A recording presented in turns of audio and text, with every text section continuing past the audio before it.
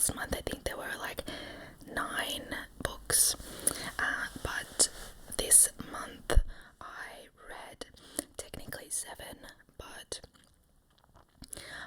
one of them was a repeat from the month before, so I won't mention that.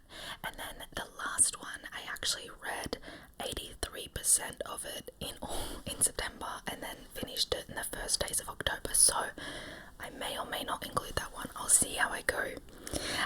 I may leave it for next month, or I may include it. So if not, then I think it's like 5 books, which is because if you've watched my other videos, you know I sprained my ankle, so I did read heaps while I was in bed with a sprained ankle, but as soon as it got better, I was like up and about, really inspired to like do things and like work on my business and like do all this other stuff, because I'd been horizontal for so long. So I was reading a little bit less, but the 5 books I read were brilliant, and so I feel like I'll still be able to ramble about them for a while. Okay, amazing. Let's just get straight into it then. The first book is Call Me By Your Name, Call Me By Your Name by Aciman. I don't know if that's how you pronounce it. Aciman. Call Me By Your Name.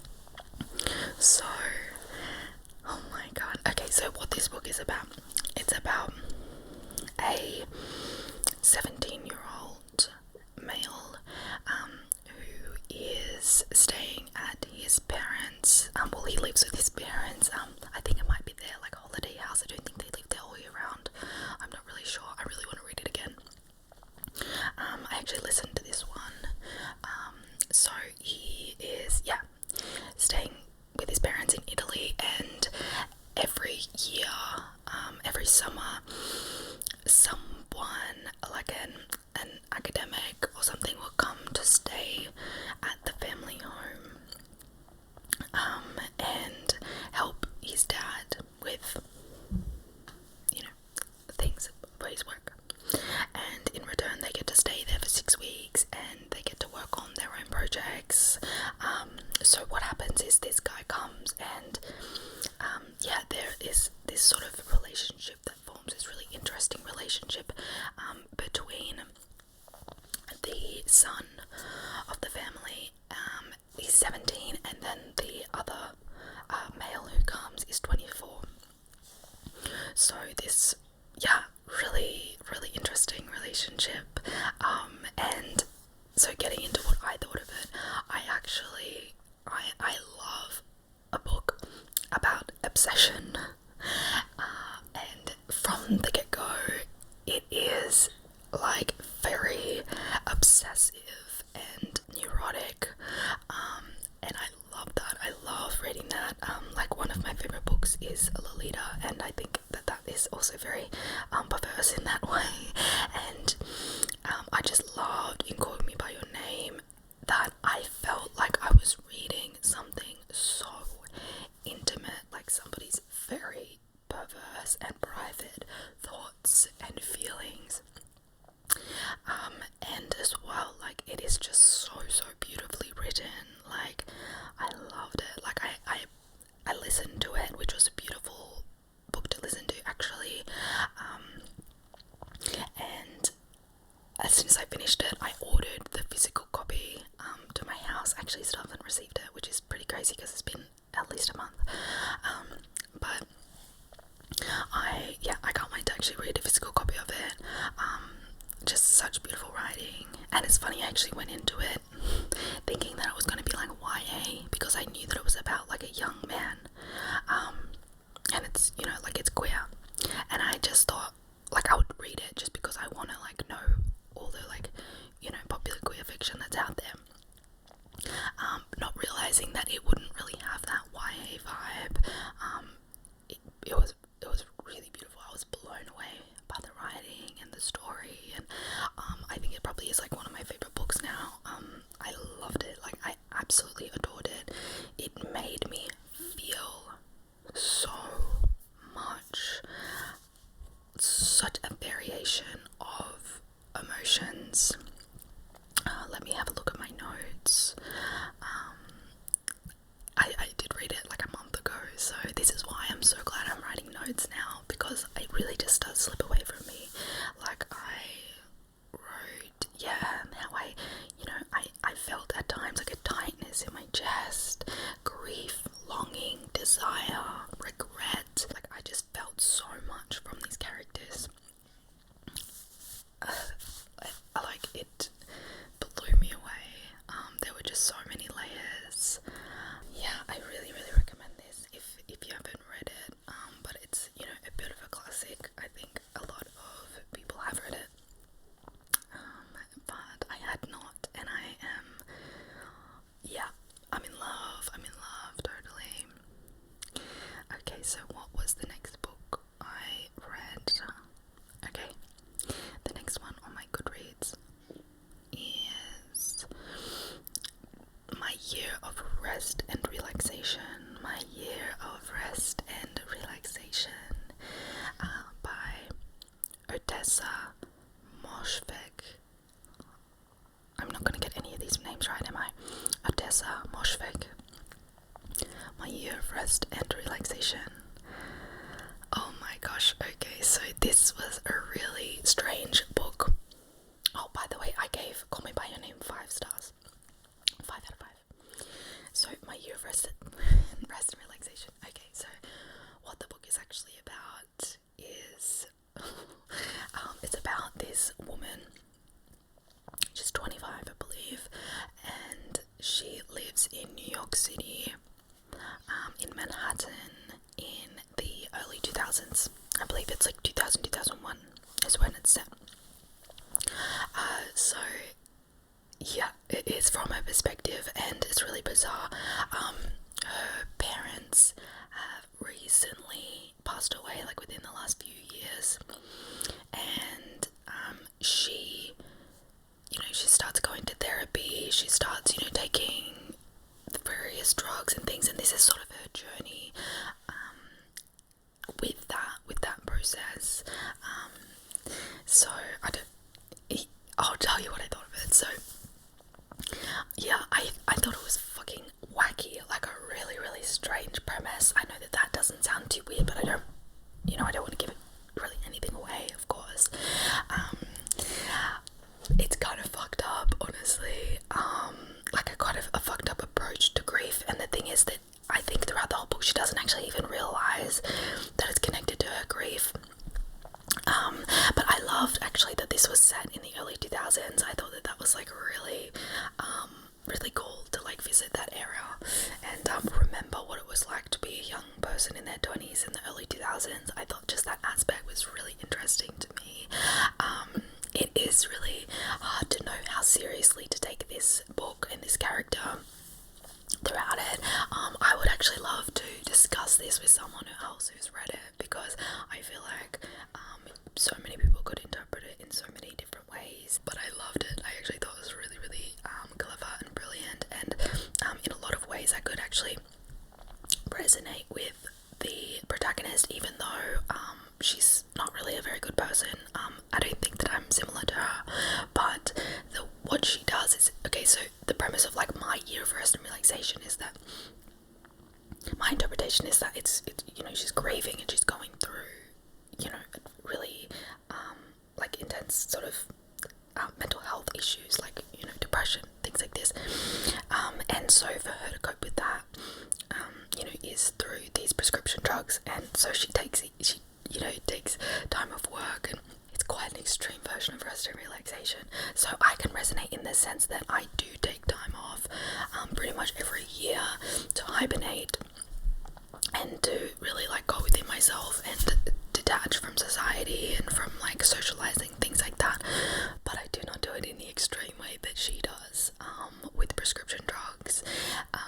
But I can still resonate with why that would be important to you. It's just a kind of like wacky way to go about it. Yeah, and I think it was just like a really different book, like, it's not like there's this like crazy plot, which, I'd like to read a lot of different genres and types of books. I mean, I don't really read like fantasy or anything like that,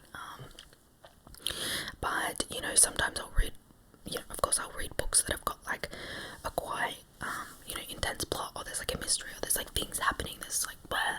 But then I also like to read books where like basically nothing happens, but the characters really bring this story to life, and you're really just there for like the prose or the characters, or like what the dialogue, different sort of reasons. And that's what I like about this, is it's just so different from a lot of other books I'm reading, which is nice. I wouldn't want to read all books like this, and I wouldn't want to read all books like that, so I like to have a bit of variation. This was definitely like a breath of stale but still somehow fresh air. So I gave it 4 out of 5 stars. 4 out of 5 stars. I think to begin with, I thought I was going to give it 5 stars for the first halfway. But I really resonated with what someone said actually in a review I read after, was that there was a little bit in the middle that probably went on for a bit too long, and then the ending was quite quick. So I agree that I wish that the ending was drawn out more and the middle was a bit more compact. I think that would have worked better, but perhaps she did that on purpose. Perhaps she wanted that effect. And I still think that it's a brilliant book. I still think that 4 stars is a brilliant rating. Okay, so the next book that I finished in September was Beautiful World, Where Are You? Beautiful World, Where Are You? By Sally Rooney. So I think that a lot of people read this book in September because it came out in September. And Sally Rooney is a very popular writer. She wrote Normal People, and Conversations with Friends, which I have read both of. There's also a TV series adaptation of Normal People, which is brilliant. It's a really great adaptation. Actually, I've spoken about Normal People in another video. What I read in 2020. All my favourites from 2010. So, yeah, this was very much a highly anticipated novel. Beautiful World, Where Are You? So, the premise of it is that it's based on 4 characters who are intertwined in each other's lives. And the thing about Sally Rooney's books is that it's not really plot driven. She's absolutely brilliant at writing characters and their interactions with each other. She's just absolutely incredible at showing, real relationships, like just conveying them so honestly, and so like accurately somehow. It is very hard to pinpoint why she's so brilliant, but I do have some theories on it, which perhaps I'll get into when I start talking about what I thought. So, yeah, I guess in that sense it kind of is hard to tell you what the premise is, because it really just is about four people, much like her other books are just about relationships, friendship, relationships, and sex. And that sounds like not much, but it's fucking brilliant when it's done really, really well. And Sally Rooney does this so well. So well. Okay, so I thought a lot of things about this book actually. After I read it, I had a phone call with a friend of mine who's also a big fan of Sally Rooney. We both read it at the same time, just because it actually came out that week, so coincidentally, we both read it pretty much straight away. And we had a phone call afterwards, and we were on the phone for an hour with each other, talking about, what we thought of it. So I actually wrote a lot of notes on this, but I also, I'm not going to talk as much about it with you, because I don't know if you've read the book, whereas with my friend who had read it, I could just talk about what I thought, because I'm not giving away any spoilers. Oh my god, so many notes. Okay, so when I went into this, I was like, don't have high expectations. This isn't going to be Normal People. Personally, I like Normal People better than Conversations with Friends, although I'd like to reread both of them. So all 3 of these books actually I've listened to on Audible, even though it's not the usual book that I would listen to.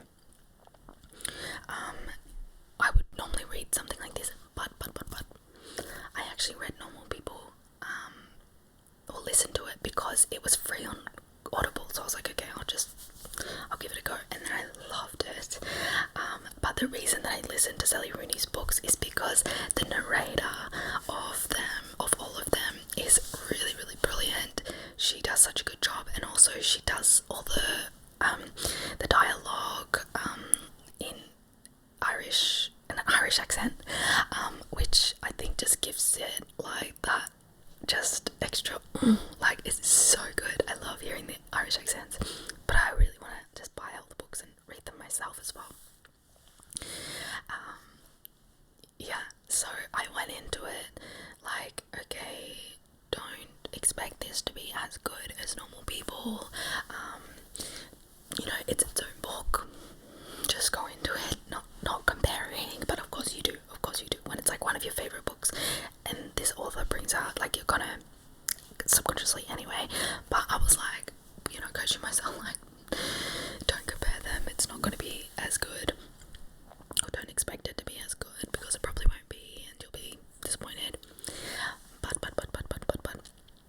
I loved this book for totally different reasons to Normal People. They are very different books, and I actually found myself enjoying it even more than I enjoyed Normal People, only because Normal People is a very simple story, which I think is why it's actually so brilliant. So, like, the strength of that book is also why this book is also so strong, because this book is actually a lot more complex. It is about 4 different characters, but as well as that, so this book felt like, to me, a string of personal essays connected by the characters and storyline of those characters. It was really interesting in that way that, 2 of the characters, they're best friends, but they live in different cities, or different towns, cities. So they email each other a lot, or not a lot, but they send each other really lengthy emails, and they discuss really interesting current issues, and that's why it feels like, these really, like, casual personal essays. And what I love about that as well is that because they're emails, you'll listen to, like, a rant from one of the characters going on and on about something, and it's like fucking fascinating, by the way. And then the other character will respond with their email with a totally counter argument, and it's so interesting in that way. So interesting. I loved it. Like, I've written so many notes because there were so many interesting points made. And what I love so much about this is that, like, of course I've read a lot of books where the author does interject their own thoughts, and they give these, like, long monologue kind of rants, and they're fucking fascinating, but not often do they give you then like an opposing point of view, which is what I enjoyed so much about this, was that it was very well rounded. So it wasn't like, Sally Rooney is imposing her views, because you wouldn't actually know what her views are, because each character is kind of like giving, like, like different ideas around a subject, and I got so much out of it. Like, I could read this again and again and just get so much out of it, as well as the characters being brilliant. Like, out of the 4 characters, there was one who triggered me and annoyed me, because I felt like I probably could identify with her annoying habits. And then there was another character who I loved. I thought that he was an incredible character, and by the way, this isn't necessarily a spoiler, because it really has nothing to do with the plot, which is what I love, is that this character who I loved was a bisexual male, and the fact that there was no real reason to make him bisexual, because it didn't have anything to do with, like, the plot or the storyline. He just was bisexual. I just loved that so much. I think that that's so important in literature, and Sally Rooney is a very pop author, very widely read, so, like, quite mainstream, really. It's not like she's this obscure writer, author. So the fact that that's kind of like out there and that's what's like, you know, in like pop culture is just so cool. Like to have a male bisexual character who, you know, it's not about them being like bisexual, they just are. I just think it's great, and I think that that needs to be in more literature, more like variations and exposure, representation of especially a male bisexual character. Like it's easy to make females bisexual, which by the way, one of the characters is a female bisexual character. But yeah, there's that's true. Yeah, but I love that there was a male bisexual character. I just think that that's so much less common, much more stigma around it. But there wasn't any in the book. Like he was fine with it. The characters are fine. Like it was just like not a thing. And you know, I love that. I did not. In fact, I went into this book like, okay, this book is going to be so hetero, because if you watch my videos, you know I do try to read a lot of queer fiction. I'm like, okay, this is going to be totally hetero, I'm assuming, even though conversations with friends, there are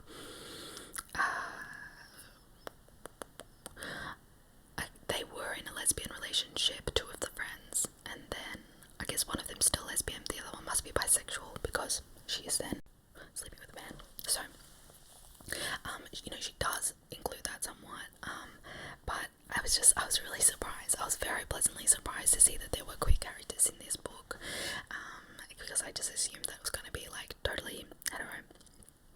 So I thoroughly enjoyed that. And yeah, as I said, like I really enjoyed the characters. She's brilliant at writing characters, and their dialogue with each other. It's so great. And okay, one thing I love about Sally Rooney's writing, and why I think she's brilliant and different, and I noticed this in this book, I have to go back and read the other ones to see, but in this book I noticed that when she is describing interactions between characters, she doesn't say like, because you're kind of coming in from someone's perspective, right? You kind of go between characters, but she doesn't go like inside them and tell you exactly what they're thinking and feeling. It's still outward, even though you're following a character, you're kind of like still on the outside. And what I love is that she gives you a description, like it appeared that blah blah was, or like it looked, you know, this character gave an expression that seemed like, you know, she never says Simon was feeling anxious. Like she never says like, oh, he you know, started to feel this way or think this. Like she never tells you exactly what's going on internally, which I actually think is so brilliant, because there's so much left to the reader to interpret. And I think that that gives a real challenge for a reader. And you know, they're not just giving everything away because it's so boring. You know, you want to use your imagination. You want to wonder what is going on and have theories about like why they're doing this or why they're doing that. Because when it's all given to you, there's no mystery, there's no challenge, and that's the fun in like reading a book, right? So I hope that kind of makes sense. I don't think I was like brilliant at explaining that, but I just love the way that that she writes. I think it's really brilliant. And you know, the characters are complex. What else have I written here? Okay, I'll give you a couple of quotes. We hate people for making mistakes so much more than we love people for doing good. We hate people for making mistakes so much more than we love people for doing good. And that's so true, right? It's so true. Like, especially with the internet now and cancel culture and everything, as soon as someone does something that's like, yeah, not okay, we're so quick to cancel them. But when they do things that are really like really great and outstanding, like you don't see people making as much of a fuss. So that's really interesting.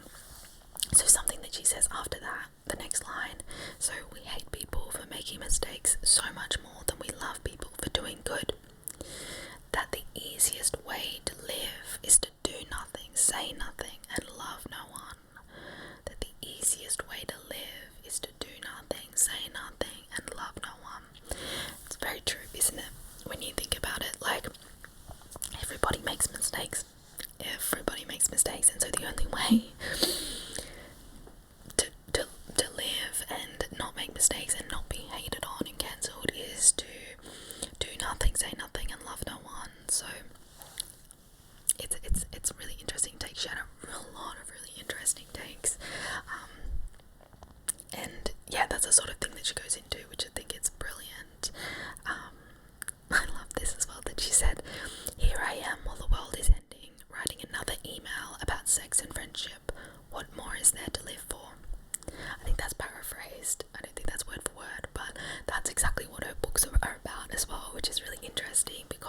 is clearly someone who is very aware of, you know, what is going on in the world and social current issues.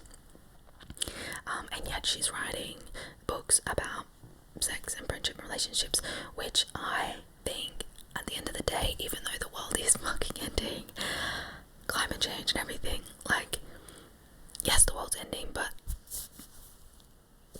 what more can we do than to connect with our community and to connect with the people around us in this world as it's ending? Like, it seems frivolous, but it's actually what gives our lives meaning, right? So of course we're going to focus on that, not with our heads in the sand obviously, but you know, it's still very much what our lives are made up of.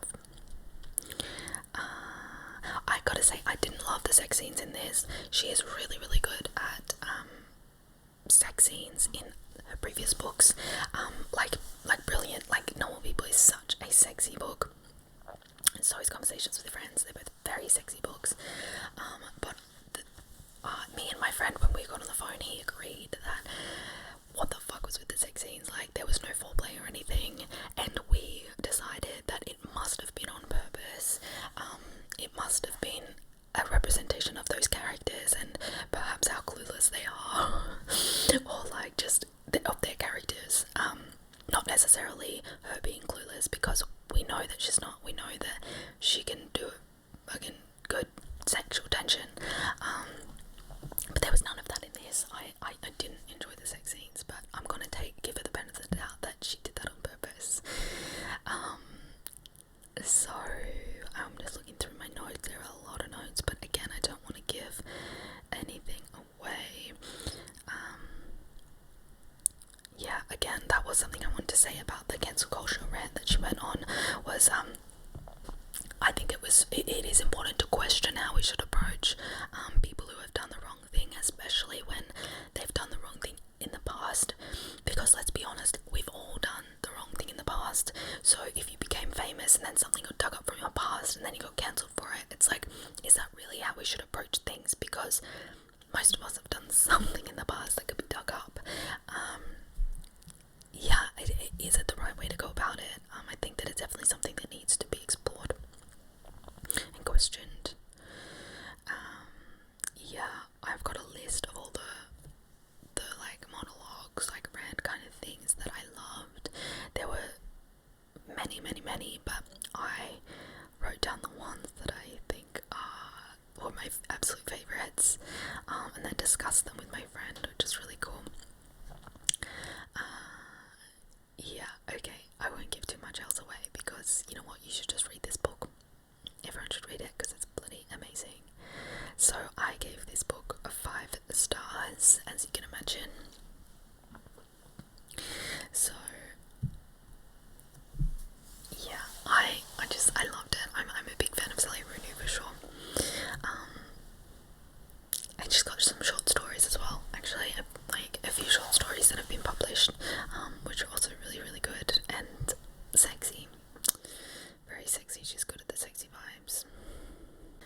The next book that I read is Red, White and Royal Blue.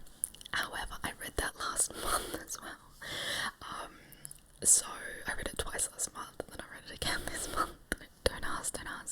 It got me through actually a really hard time, and I think that because it is quite a positive book, it actually really, really turned my mental health around. So I'm like, yeah, so amazed and so grateful that I found that book at that time, and that's why I had to really rinse it and just keep reading it, because it was like giving me so much hope, and filling me with like love and hope. So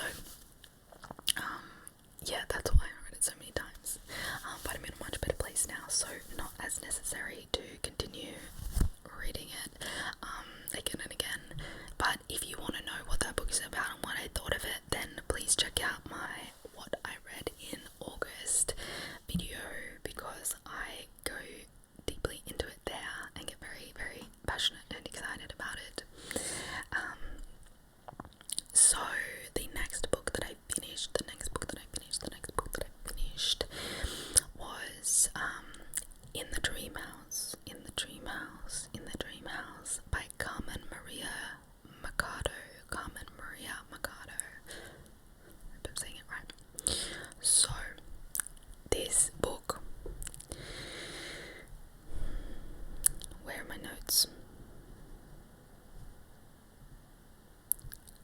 shit, I didn't really write anything on it.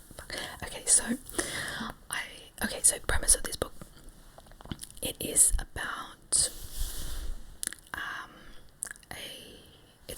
a lesbian relationship that is abusive.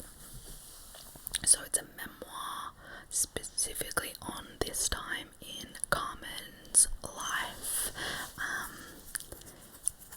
Yeah, that's basically the premise. I don't really need to tell you much more than that. Now I'm just gonna say that I listened to this book. I think I listened to all of these books, and that's because I didn't have my glasses.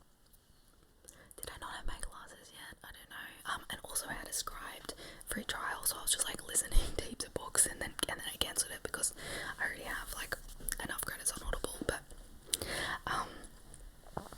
I listened to it, and I kind of wish that I didn't, because I started it, and as soon as I started it, I was like, I hate how this is read. I hate it. Like, it was actually narrated by the author, which can be hit or miss. Yeah, I hated it. I instantly hated it, and I went straight away and searched for, to buy the book, and then I realized, like, I was gonna take ages for the book to get here. I kind of just, like, I want to listen to something right now,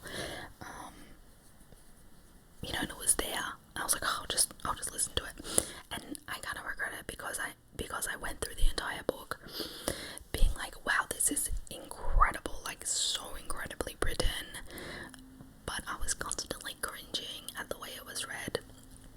I just felt like it was read, like, very over the top. Like, it was just like,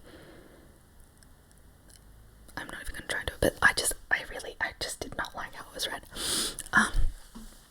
So it was hard for me to connect to it, but I could still tell that it was very, very brilliantly written. So I am going to eventually buy a hard copy and read it myself. I've actually just ordered another book of hers that I think it's a collection of short stories, which I think I'll really enjoy because I'm going to be able to actually physically read it. And I've not already kind of tainted it with the audio version. And I can tell that she's a fantastic writer, so I think that I'll really enjoy the short stories. I just wish that this book I'd read physically, because I think that I would have loved it and had so much to say about it, but I felt like I was just kind of getting through it, which is a silly thing to do, to be honest. I wrote down 2 quotes, that's all I've written on this book. So one of them is, everything tasted like an almost epiphany. Everything tasted like an almost epiphany. I just thought that was a nice line. And the other one is, fear makes liars of us all. Fear makes liars of us all. Which is so true, right? Can be. So yes, I am sorry. And when I'm looking at that, okay, so I gave that 4 out of 5 stars. 4 out of 5 stars. But I'm sure if I read it physically, I probably could have given it 5 out of 5. It's so brilliantly written and very creative as well. Like, every single section is named, something in the dream house, something in the dream house. So it's like, it's such a creative book. It really is. I'm excited to actually read it again. Hopefully I might leave it for a while so that I kind of forget the contents and then I can read it again. Not really remembering what the exact contents of the book. So coming up to the next one. Okay, this one is recommended to me by a subscriber. So I hope that they're watching this. I might comment on it and say, I read it and I put in the next video. So they listened to my last book ramble, and of course I'm talking about, like, a lot of queer fiction and things like that, and so they told me to read The Song of Achilles, The Song of Achilles, The Song of Achilles by Madeline Miller. Okay, so the premise of this book is that it is about Achilles, who is a character in Homer's Iliad,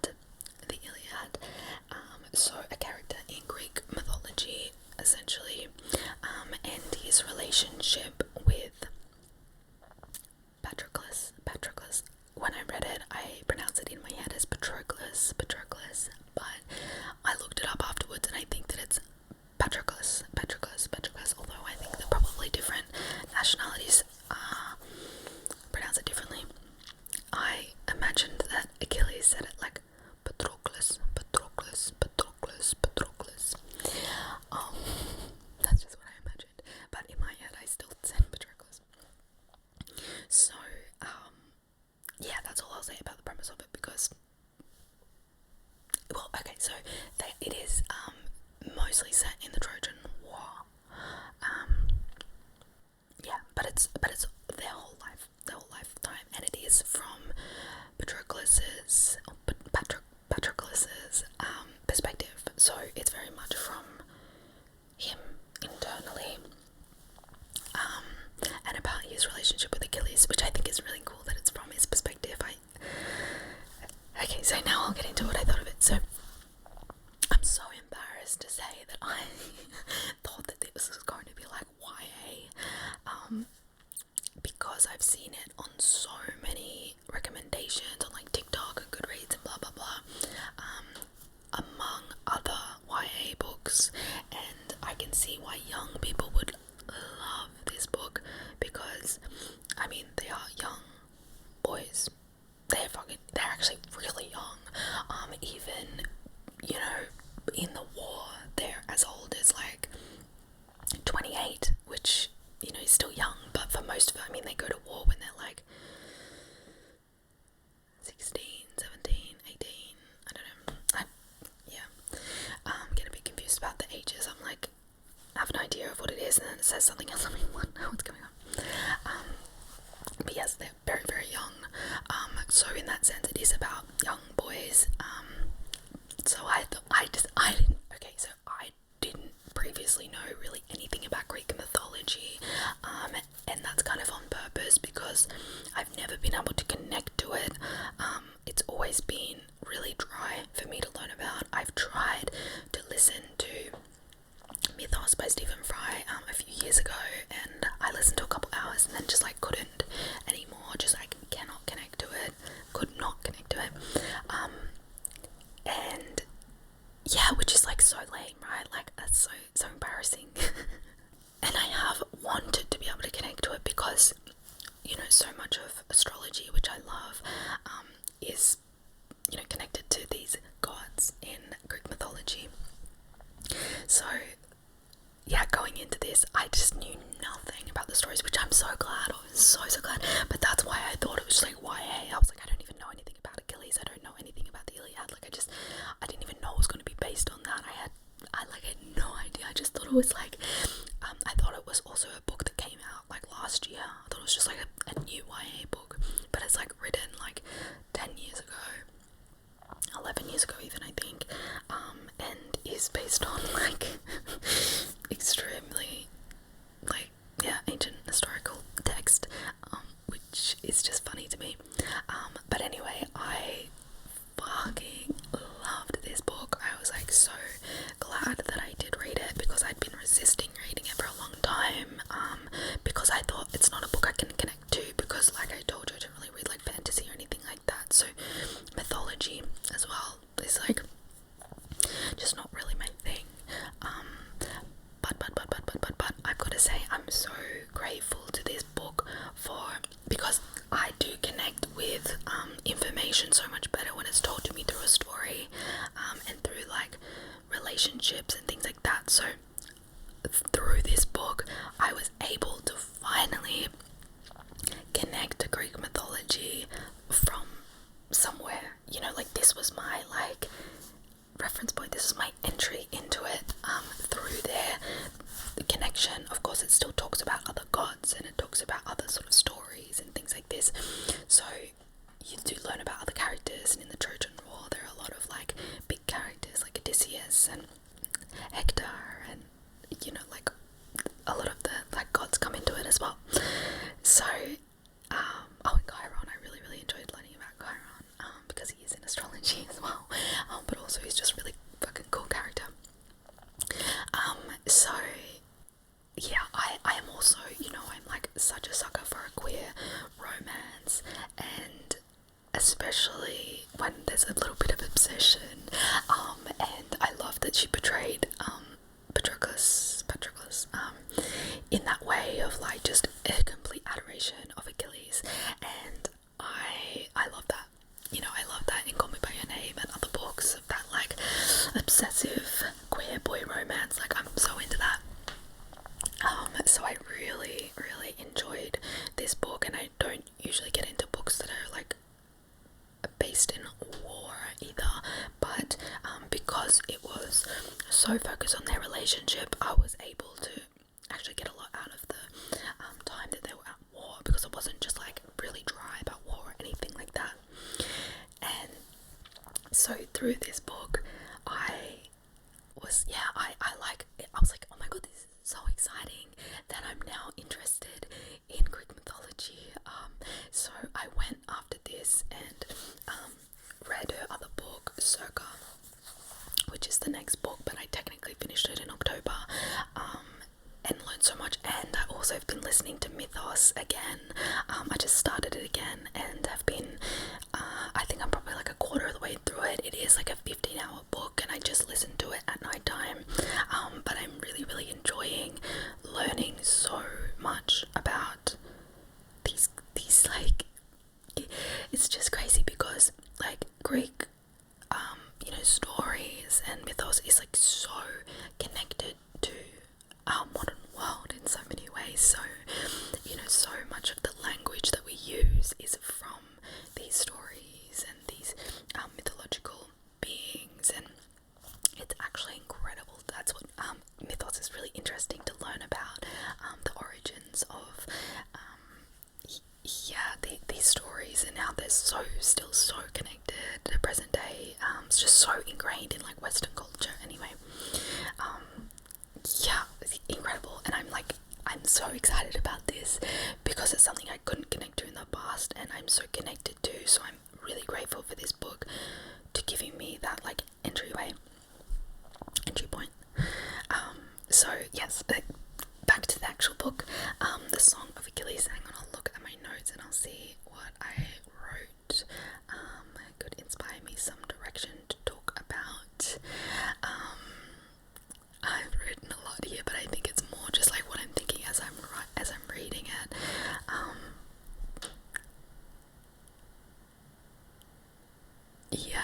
I think it was brilliant for me because I knew nothing about the story. I was so shocked by everything, and I was just like along for the ride, and I guessed some things that happened, and as I was reading it, I was like, oh, like, I guess that would happen. But now look, after I finished and realized that it was all in the Iliad anyway, I was like, oh yeah, well then that makes sense that the author would do it that way, because that's the story, right?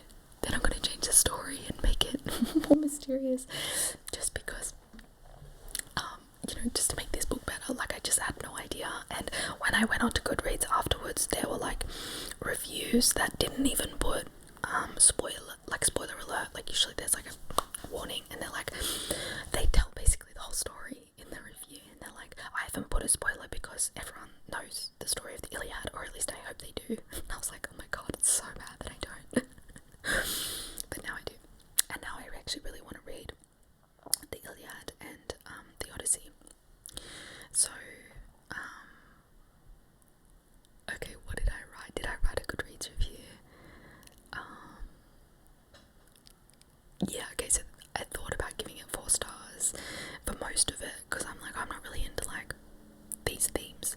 But by the time I finished it, I was like, no way, that book was amazing. I'm giving it 5 stars, even though it is so different. Like, so be it. Okay, so I was gonna go into Circa, but my family have just gotten home, so I'm gonna have to just quickly just wrap it up right here very abruptly. So I'm sorry about that, but I love you so much. I will get back to Circa next month in the October video.